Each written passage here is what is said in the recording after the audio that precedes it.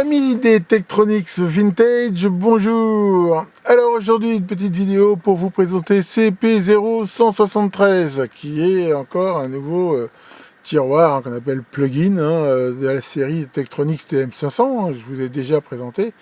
Et c'est vrai que j'aime beaucoup cette série, même si ça ne fabrique plus depuis maintenant près de 25 ans. C'est un système que je vous avais déjà présenté, modulaire, qui permet très facilement d'avoir des modules sans avoir à chaque fois à refaire une alimentation secteur et tout ça. Alors j'avais déjà fait un tiroir de test pour ces modules, mais il était un petit peu limité dans la mesure où il permettait d'afficher sur un voltmètre intégré les différentes tensions, mais il ne permettait pas de les sortir. Et ça peut être un peu gênant, parce que là, si par exemple avec une charge électronique, je veux vérifier l'ondulation, ou des choses comme ça, c'était pas très facile à faire. Et d'un autre côté, je me fais très souvent des tiroirs perso, on va dire. Là, vous en voyez ici un autre que je vous avais présenté, le CP0150, qui est un triple voltmètre indépendant. Et pour ça, j'avais besoin de faire ce nouveau tiroir qui fait un petit peu les deux fonctions. Il permet de tester ce qu'on appelle les mainframes, c'est-à-dire les bâtis qui permettent d'accueillir ces tiroirs, mais aussi de ressortir ici toutes les alimentations, ce qui me permet donc soit de les mesurer, soit éventuellement de les utiliser.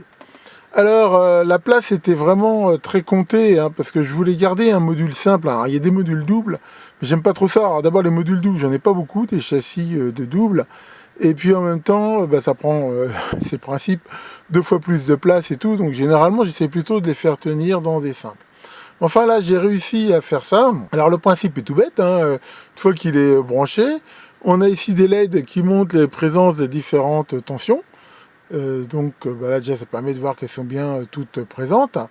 Et on a la possibilité donc de sortir ici ces tensions sur ces bornes, mais qui elles sont commandées par un interrupteur. Pourquoi? Parce que quand je fais de la mise au point, j'ai pas envie de brancher, de débrancher. Donc là, il suffit d'appuyer ici sur ce bouton, et toutes les sorties deviennent actives d'un coup. Et si je rappuie, ça se coupe. Voilà, on voit que c'est quelque chose de très très simple. Je rappelle que dans ces mainframes, pour chaque emplacement, il y a 2 transistors de puissance qui sont montés sur des sortes de radiateurs qui permettent éventuellement de les utiliser, sachant que le module peut les utiliser comme il veut. Il y a un PNP et un NPN, et ils peuvent dissiper jusqu'à 7,5 watts à peu près. Alors c'est pareil, ces transistors, des fois, ils peuvent cramer. Alors là, j'ai fait la même chose, c'est-à-dire que je peux les tester et je peux les utiliser. Donc pour les tester, il suffit ici de mettre les interrupteurs en position comme ça, et on voit voilà, que chaque transistor clignote. Le fait qu'il clignote prouve qu'il est bon, ça les charge avec un courant de 100 mA à peu près. Voilà. Mais si je veux justement mettre au point un montage qui pourrait utiliser ces transistors, là je peux me mettre dans cette position là et brancher ici sur ces fiches GX 3 branches les 2 transistors, ce qui me permet de les utiliser. Alors pour ce qui est des 2 alimentations 25 volts isolées, c'est pareil, très souvent en fait quand je fais un tiroir, je vais les redresser avec un bête pont de diode et un condensateur. Et donc là l'idée c'est pareil, c'était je veux pouvoir, sans être obligé à chaque fois de rajouter le pont de diode, soit avoir des tensions alternatives, soit les avoir ici en continu. Et là donc avec ces 2 interrupteurs à verrouillage, je peux choisir pour chaque sortie si je veux du continu ou de l'alternatif. Toutes les sorties, là j'ai choisi de les protéger avec des fusibles. Bon, c'est une protection relativement simple, mais ça a quand même l'avantage en cas de prépin de protéger quand même le mainframe. Et je gère bien la présence de ce qu'on appelle le compartiment haute puissance, sachant que sur certains mainframes, il y a un compartiment qui permet de délivrer, surtout sur le 25 volts, des courants plus importants. En gros, on peut avoir 1 ampère ici par sortie au lieu d'avoir 0,5. Donc je le détecte, cette présence, et je l'affiche ici par cette petite LED. Et pour finir, quand je veux faire des tests sur breadboard et tout, c'est pas forcément facile d'avoir toutes ces sorties. Donc là, j'ai aussi mis cette fiche GX ici à 12 pins, ce qui me permet de ressortir là sur des fiches Dupont toutes les sorties. Voilà, mais ça ne fait qu'un seul câble. Bon, c'est un câble qui a été assez long à câbler, parce que bon, il y a beaucoup de monde, mais enfin bon, ça fait le travail. Bon, voilà, il n'y a pas grand chose ici à en dire. Alors un autre problème qu'il y a sur ces modules, et puis que j'ai encore été confronté, c'est que ce système de tirettes, là, c'est sans doute le truc qui a été le moins bien réussi sur les tiroirs Tektronix, qui permettent de les verrouiller normalement et de les enlever. Alors, il y a eu plusieurs versions. Les dernières versions sont relativement bien, mais là, c'est pas terrible. Alors là, j'avais acheté des impressions 3D de ces tirettes, qu'on peut voir ici, là, mais en fait, c'est de la merde. Je veux dire, ça tient pas du tout. En fait, dès qu'on tire dessus, ça casse. Donc, c'est pas assez souple. Bon. Maintenant, honnêtement, je ne veux pas le changer parce que d'abord, j'en ai peut-être pas d'autres. Et puis en même temps, je veux dire, c'est pas très grave. Généralement, voilà. Surtout que moi, j'ai les tiroirs, ils sont, je veux dire, de façon fixe ici. J'ai pas de problème avec ça. Je vais pas tirer dessus comme un malade. Donc, je vais laisser ça comme ça. J'ai aussi, pour info, sortir là la connexion de terre qui est reliée donc au châssis du module ici. Les tensions, c'est les tensions, on va dire, nominales pour les tensions de secteur nominal. Alors, il y a des réglages sur les mainframes, mais chez moi, dans la mesure où je suis tout seul branché sur un transformateur moyenne tension juste à côté de chez moi, j'ai une tension secteur très élevée. Ce qui fait que, comme on peut le voir ici, les tensions de sortie, là, je vais vous les montrer, elles sont bien plus élevées, en gros, que la norme. Voilà, par exemple, là, on peut voir que si je mets en route, voilà, là j'ai 15 volts, je devrais avoir 11 volts 5, c'est quand même, je veux dire, beaucoup plus haut. Normalement il y a plus 33, moins 33, et là c'est pareil, on peut voir que je suis à 35, et ici en négatif, moins 36, hein, donc, même là c'est presque 36. Hein. Donc on voit que c'est très élevé. Au niveau alternatif, donc là si je me mets sur alternatif, on peut voir que voilà. Là, on peut voir que... Ah bah oui, je suis en position continue, donc ça ne peut pas marcher. Voilà. Là, on peut voir que j'ai 26 volts, 8 au lieu de 25. Quoi. Enfin bon, après, c'est normal, hein, dans la mesure où c'est des tensions qui ne sont pas régulées. Elles sont un petit peu plus hautes. Maintenant, dans les designs, il faut bien sûr prendre en compte qu'il peut y avoir ces fortes variations. Puis en même temps, là, c'est des tensions où je suis pas en charge. Hein. Voilà. Alors, a priori, j'en profite pour vous annoncer que sur ce magnifique multimètre DM40, là, je vous avais présenté, qui est vraiment un très très bon multimètre, il y a eu une mise à jour disponible qui corrige 2-3 trucs. Donc, vous pouvez aller sur le site d'Alientech pour la télécharger. Enfin donc, voilà pour la présentation. Alors, ce que je vais faire maintenant, ben voilà, je vais vous montrer, à mesure où, comme d'habitude, j'ai mis tous les schémas sur le site, comment... j'ai fait ce module, comment je l'ai construit, et on peut regarder le schéma. En fait, c'est un module qui est très simple. On va voir qu'au niveau électronique, il n'y a quasiment rien. C'est plus, on va dire, du câblage que de l'électronique. Là, je vous montre la page que j'ai, qui vous montre donc le schéma et la conception de CP0173. Hein, comme d'habitude, je mettrai le lien en commentaire de la vidéo pour ceux que ça intéresse. Donc, on peut voir ici ce tiroir. On peut déjà voir un truc que j'ai amélioré. C'est... les vis, normalement, qui tiennent ici, comme on peut voir, les montants du tiroir, c'est des vis, des sortes de vis à tôle fraisées. Et là, on peut voir que c'était pas très très beau, mais je me suis aperçu qu'en fait, on peut les repercer et les retarauder en M4, ce qui permet, si on veut avoir des vis apparentes, d'avoir quelque chose de plus beau. C'est normalement, dans les vrais tiroirs, je veux dire, c'est fait de telle façon que les vis sont cachées. Mais le prix à payer pour ça, c'est que on n'a pas tellement accès derrière pour le câblage et pour des câblages difficiles comme celui-ci, par exemple. Ça peut être un sacré problème, ou alors il faut câbler avant. Enfin, c'est pas très très simple. Donc ici, j'ai choisi d'avoir des vis apparentes. Donc voilà, hein, on voit ici le tiroir. On peut noter que là, j'ai utilisé des interrupteurs de sécurité que l'on ne peut pas manipuler par erreur. C'est des interrupteurs où, pour les basculer, il faut vraiment tirer d'abord sur le levier pour l'abaisser.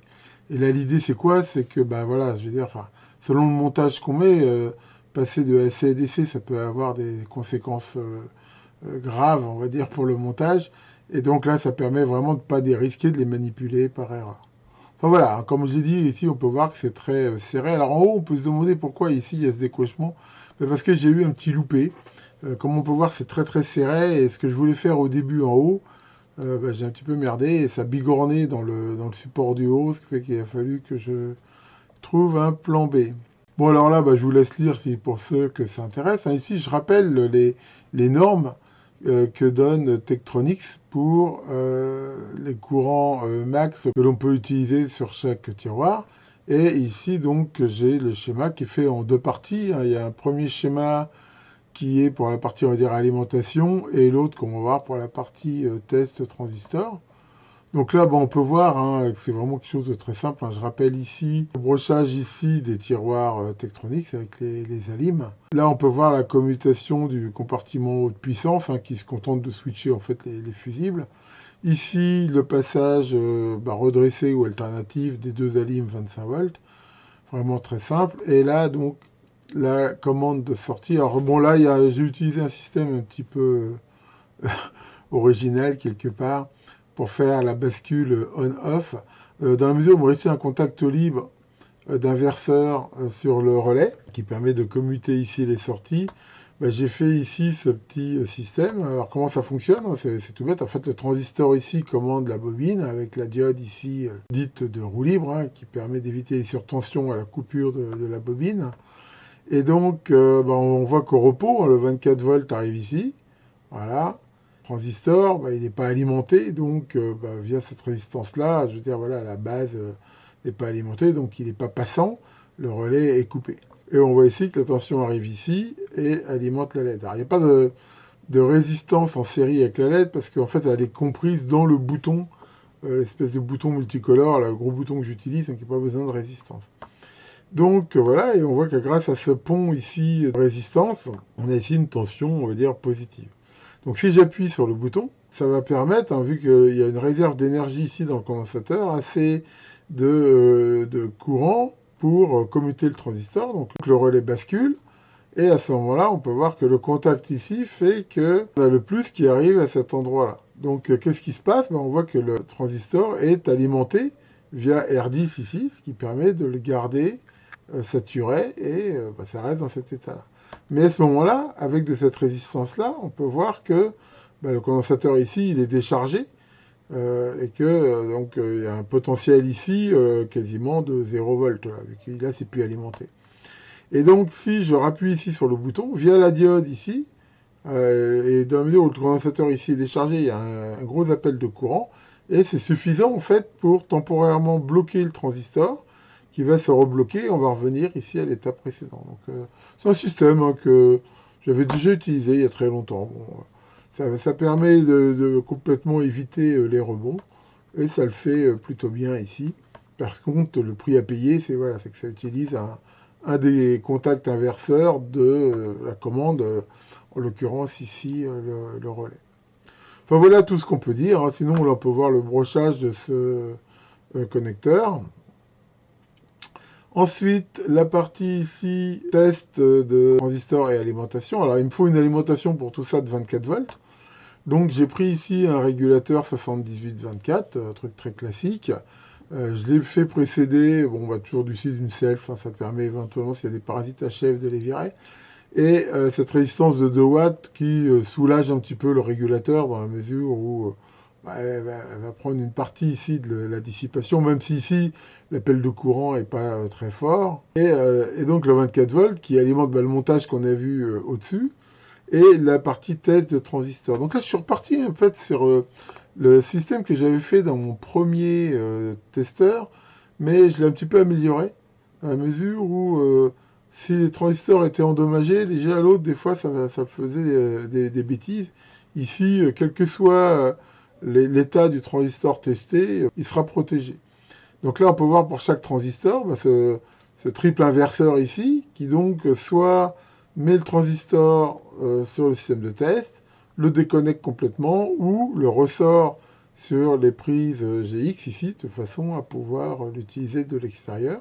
Comment ça fonctionne? Là, on a un truc hyper classique, qui est un oscillateur, qui est fait par ce trigger de Schmitt, dont l'hystérésis est réglée par cette résistance-là. L'idée, c'est que selon ici l'état de la sortie, l'ampli up ici, il est plutôt monté en comparateur saturé, soit ça charge ici le condensateur, et quand il atteint la tension de seuil, il rebascule, mais à cause de cette résistance-là, la tension de référence change, et donc, la tension, on va dire, aux bandes de condensateur évolue entre ces deux tensions ici. Et derrière, comme c'est un double ampli hop, J'en ai utilisé un ici en buffer. Et là, ce que je fais, c'est que je commande carrément un double photocoupleur. Et ce double photocoupleur, c'est lui qui va piloter ici donc les bases des transistors de façon à les tester, sachant que y a la LED ici qui permet de voir si ça fonctionne bien. Et j'ai rajouté ici cette résistance de 2 watts qui fait débuter à peu près 100 mA. Bon, c'est pas énorme, ils peuvent donner plus, mais ça permet quand même de les tester en charge. Et donc on voit que quand le transistor fonctionne bien, il clignote. Alors, il clignote de façon alternée dans la mesure où c'est commandé ici de façon basique. Alors, on peut voir ici, j'ai utilisé un double autocoupleur. Pour info, des autocoupleurs comme le PC827, c'est des doubles PC817. Et alors, ça existe en double, triple et quadruple en fait. Donc, d'ailleurs, de la façon dont c'est fait, on pourrait mettre deux PC817. On peut le voir, comme je l'ai dit, il y avait très peu d'électronique, mais énormément, bien sûr, de connectique sur ce montage. Alors, comment j'ai fabriqué ça? La première chose que j'ai fait, c'est que j'ai câblé ici le relais et le bouton, et j'ai fait un petit montage sur breadboard, histoire de valider mon système on-off, pour vérifier que ça fonctionnait bien, donc il n'y avait pas de souci. Ensuite, j'ai utilisé ces circuits imprimés que je vous avais montré, que j'avais fait faire chez JLP PCB, pour faire justement ici l'électronique des tiroirs. Et j'ai commencé à mettre toute cette ribambelle là de fusibles. Donc je les ai fixés avec ce rail que j'ai taraudé là. Voilà, on voit donc ici tous les fusibles. Là, on voit le fameux switch qui permet de détecter quand on enfile un tiroir s'il est dans le compartiment de puissance.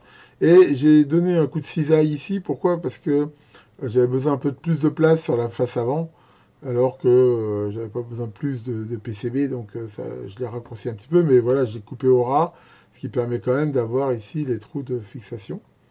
Donc ça, c'est la première version du système que je voulais faire d'affichage du testeur de transistor. Et donc, j'étais parti comme ça sur un système avec les LED ici sur des supports. Mais comme j'ai pas eu la place, en fait, ce truc-là, je l'ai gardé, mais je l'ai mis sur le PCB principal et j'ai fait un peu de filage. Enfin, voilà, on va dire, j'ai bricolé. Et j'ai pris des LED qui étaient les mêmes, mais un peu plus petits. On note ici quelque chose que je fais énormément, comme je vous l'ai montré. Je récupère souvent de supports que j'ai dessoudés, ces fameuses chilips là, et qu'on peut les enlever très facilement avec une pince. Et ça permet, par exemple, là, voilà, de faire des supports. Ce qui fait que là, mes LED sont sur support. Quel est l'intérêt de faire ça? Ça évite de trop les chauffer en les soudant, ce qui n'est jamais très bon. Et c'est très facile, bien sûr, si on a besoin de les changer. Donc ça, c'est quelque chose que j'utilise beaucoup. Donc là, j'ai fait la lime 24 volts. Voilà, et là, pareil, j'utilise ces supports qu'on utilise là, pour les Arduino, pour ce qu'on veut. Et ça le fait très bien. Encore, ça va permettre, donc, si j'avais besoin de changer le régulateur, je pourrais le faire de façon très simple. Alors, bien sûr, là, j'ai énormément de connecteurs. Donc, j'ai utilisé des connecteurs XH, là, que je vous ai déjà montré. Et j'en ai trouvé, comme je vous avais montré dans des QDN, des tout câblés. Ce qui est très intéressant, parce que ça évite d'avoir à sertir tous les fils, là. Et grâce à ma super étiqueteuse Pétouche, là, de chez Brother, ça permet de faire des petites étiquettes 6 mm qui permettent très facilement de repérer le brochage, qui va bien sûr vachement aider le câblage. Donc là, j'ai mis les fameux redresseurs avec les condensateurs. Là, les résistances de toutes les LED de contrôle. Sachant que pareil, là, on voit, je les ai aussi mis sur support. Alors pourquoi? C'est pas qu'elles risquent tellement de cramer, mais avec les LED maintenant, il y en a beaucoup qui ont de très fortes luminosités. Et c'est pas toujours finalement très facile à calculer. C'est sûr qu'elle marche avec le traditionnel 15-20 mA, mais souvent je trouve que ça brille très fort pour pas grand chose. Et donc là, ça permet éventuellement d'ajuster en fonction des LED, quoi. Donc voilà, après j'ai ici branché tout le système là, de mise en route. Le relais, je l'ai tenu ici grâce à un T-Rap. Et voilà ce que ça donne. Et alors le câblage, je ne me suis pas embêté, j'ai fait ça en grande partie avec du fil ici. Donc ça, c'est soit du fil, ce qu'on appelle de la paire téléphonique, ou du fil déjà qu'on peut retrouver dans certains câbles réseau Ethernet. Là, j'ai fait donc un gros plan sur ce soir là qui permet de détecter la présence en fiche du compartiment haute puissance. Dans le compartiment basse puissance, il y a un trou, qui fait que le manche ici n'est pas enfoncé, alors que sur l'autre puissance, il l'est. Alors la face avant, bon, là j'ai changé un petit peu par rapport à d'habitude. J'ai choisi de faire une face avant en ABS 3 mm, que j'ai usiné. Ça s'usine très bien. Alors c'est vrai que c'est un peu moins solide que de l'alu et c'est pas conducteur, mais ici c'était pas vraiment un problème. Puis en même temps j'avais à faire l'usinage parce que les prises que j'ai utilisées ont besoin de ces espèces d'encoches là, à la mesure où ça les empêche de tourner. Bon, c'est pas hyper clean, puis comme j'ai dit, des problèmes, j'ai été obligé de tricher un petit peu, parce que comme on peut le voir, c'est hyper serré. Et là, pour le marquage, bah, c'est pareil, j'ai tout fait avec mon étiqueteuse. Bon, là, sur la photo, ça brille un peu, mais dans l'ensemble, ça fait un truc quand même assez clean. Et voilà, comme on peut voir, c'est vraiment serré de chez serré. C'est tellement serré que j'ai même pas pu fixer l'écrou qui normalement tient ici ce gros bouton. Et là, encore une fois, la colle UV a fait merveille. Donc voilà ce qu'on peut voir, je veux dire derrière. D'ailleurs, on voit ici la colle. Hein. J'ai aussi collé d'ailleurs, je ne sais pas si on voit bien, mais les LED ici en haut. Et bah, après, voilà, il y a tout à câbler. Alors normalement, ces prises-là, on peut les souder, mais c'est pareil, c'est pas pratique, il faut beaucoup chauffer. Donc là, j'ai rajouté, c'est pas vendu avec, mais ces cosses-là qui permettent de les souder très facilement. Et comme j'ai 2 fils par prise, hein, vu qu'il y en a un qui va ici sur la prise GX, bah, j'ai mis 2 cosses par prise. Alors voilà, comme on voit, ça fait beaucoup de fils. Hein, mais bon, voilà, c'est un petit peu long à faire.